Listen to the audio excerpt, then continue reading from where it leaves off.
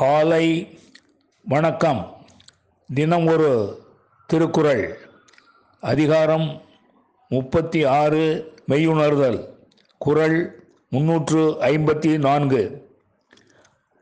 உணர்வு எய்திய கண்ணும் பயனின்றே மெய் உணர்வு இல்லாதவர்க்கு.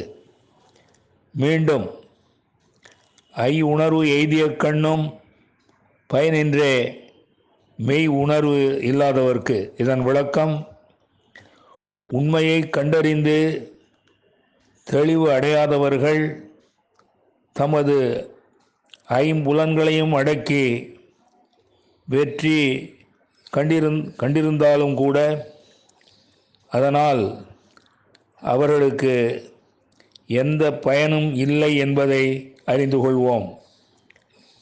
மீண்டும், உண்மையை கண்டறிந்து தெளிவு அடையாதவர்கள் தமது ஐம்புலன்களையும் அடக்கி பெற்றிருந்தாலும் கூட அதனால் அவர்களுக்கு எந்த பயனும் இல்லை என்பதை அறிந்து கொள்வோம்.